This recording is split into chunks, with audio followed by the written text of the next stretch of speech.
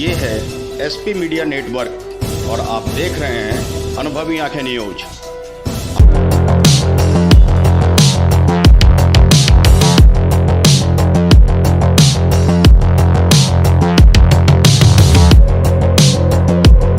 Crime छानबीन में आज हम आपको बिहार के जमुई ले चलते हैं और दिखाते हैं एक अजब गजब लेकिन सनसनीखेज वारदात को अंजाम देने वाले अपराधी की दास्तान।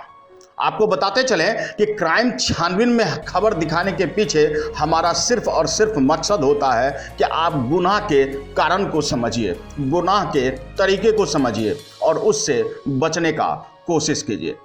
अगर आप जरा सा सावधान रहेंगे तो इस तरह के गुनाह से आप दूर रहेंगे। बिहार के जमुई में 5वीं शादी रचाने की तैयारी कर रहा था बेटा। जी हाँ, कहते हैं कि आज के ज़माने में एक शादी बमुश्किल होती है, लेकिन यह शादी नहीं, यह रसिया था जो एक के बाद दूसरा, दूसरे के बाद तीसरा, तीसरे के बाद चौथा और तब भी मन नहीं भरा तो 5वीं शादी रचाने को निकल पड़ा। और जब पिता ने रोका तो कर दिया उनकी कुल्हाड़ी से हत्या। बता दें, कुल्हाड़ी से प्रहार कर पिता की बेरहमी से हत्या कर दिया। भागलपुर के इस जोन में जमुई में गिद्धौर थाना और उसके अंतर्गत खैरा थाना, उस क्षेत्र के कोल्हा पंचायत और उसके सिमरिया गांव की महादौलत टोला की कहानी है यह। मृतक कोल्हा पंचायत के सिमरिया महादौलत टोला का माधो मांझी, जिसकी 62 वर्ष उम्र थी। पिता ने अपने 62 वर्ष के अनुभव में यह संजोया सपना कि उसके बेटे सही राह पर चले और पाप का कोई भी ऐसा रास्ता अख्तियार न करे जिससे समाज में उनकी किरकिरी हो। लेकिन बेटा मन का रसिया था।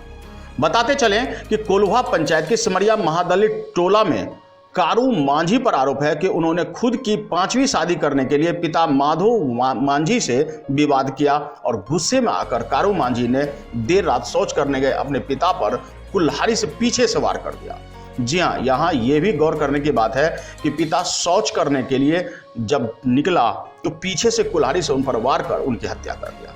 यानी मनसा बना चुका था कि अगर रास्ते में कोई भी आए तो उस रोड़े को वो निकाल देगा, चाहे वह उसके खुद का पिता ही क्यों ना हो।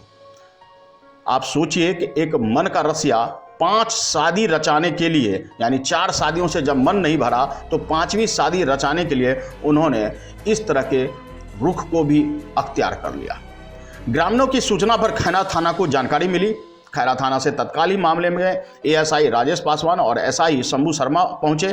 पोस्टमार्टम के लिए कवर कर उन्हें अस्पताल भेज दिया। घटना के बाद से आरोपी बेटा फरार है। आपको बताते चलें कि इस संबंध में थानाध्यक्ष सिद्धेश्वर पासवान ने बताया कि शादी विवाह को लेकर विवाद हुई थी और इसके बाद ही मृतक के पुत्र की 4 शादी पहले से थी, सभी से बच्चे भी हैं। जी हाँ, गौरतलब है कि मृतक के बेटे जिसने हत्या की, उस बेटे की 4 शादियां हुई थी और चारों शादियों से उनके बच्चे हैं। पत्नी को छोड़ चुका है वो, पुनः शादी के लिए परिजन पर आरोपी बेटा दबाव बना रहा था और इसी को विवाद लेकर इतना बढ़ा कि उसने इस घटना को अंजाम दे दिया। आरोपी की गिरफ्तारी को लेकर इलाके में छापेमारी जारी है।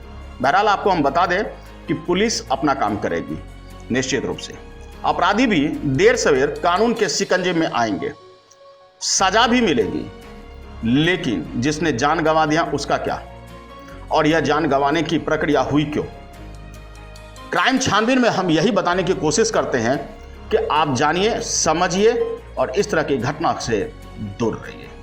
आप रहेंगे सावधान तो आप और आपके परिवार के साथ देश रहेगा सुरक्षित। जय हिंद। तो आज के लिए इतना ही। हमारे साथ बने रहिए और खुद को रखें अपडेट। तो देखते रहें अनुभवी आंखें न्यूज और हाँ, पढ़िए भी अनुभवी आंखें अखबार।